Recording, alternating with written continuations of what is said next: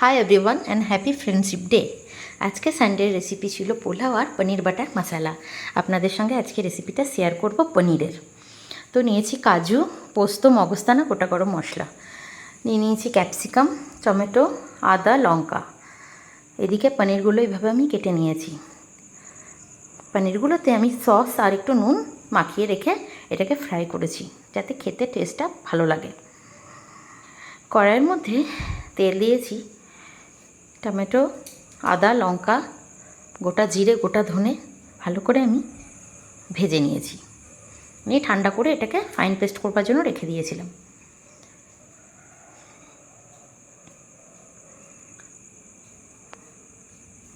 খেতে খুবই ভালো হয়েছিল। আমি যেভাবে বানাতে পারি সেভাবেই বানিয়েছি। কড়াইয়ে যে তেল ছিল ওই তেলের মধ্যেই পনিরগুলো হালকা করে ভাজতে দিয়ে দিয়েছি। হালকা করে ভেজে আমি পনিরগুলো একটা জায়গায় তুলে রেখেছি। আমার কাছে কসুরি মেথি ছিল না বলে আমি কসুরি মেথি এতে ব্যবহার করতে পারিনি।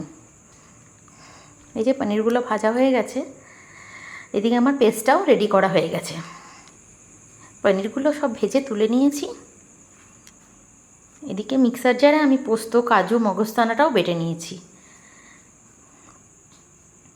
তারপরে কড়াইতে সামান্য তেল দিয়ে ক্যাপসিকামগুলো আমি হালকা ভেজে নিয়েছি।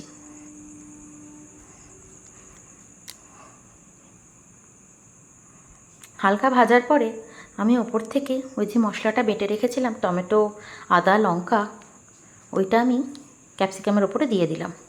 তারপরে ভালো করে আমি আবার এটাকে নাড়াচাড়া করেছি। অনেকক্ষণ ধরেই নাড়াচাড়া করেছিলাম। এবার দিয়ে দিলাম নুন, মিষ্টি আর পনির বাটার মশলা। ওইটাকে দিয়েও আমি ভালোভাবেই নাড়াচাড়া করেছি। তারপরে ওপর থেকে পোস্ত বাটা, মগজদানা আর কাজু বাটাটা আমি দিয়ে দিয়েছি ওপরে। এটাকে দিয়ে ভালো করে কষেছি যতক্ষণ না গন্ধটা এর চলে যাচ্ছে।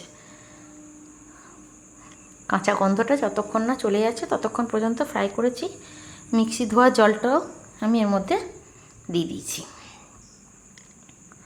ভালো করে ফুটে উঠলে ওপর থেকে একটু কাশ্মীরি লঙ্কা গুঁড়ো দিয়েছি, যাতে কালারটা একটু অন্যরকম হয়, একটু রেড রেড ভাব হয় কালারটা।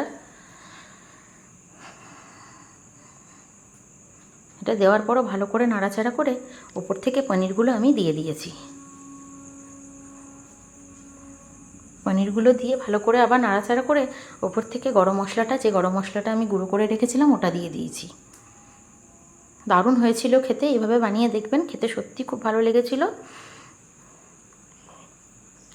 ভিডিওটা কেমন লাগলো অবশ্যই জানাবেন। Please like, comment, share and subscribe করবেন। ভালো থাকবেন। পোলাওয়ের রেসিপিটা পরে আমি আপনাদের সাথে শেয়ার করব। আজকের মতন আসছি। Bye, good night.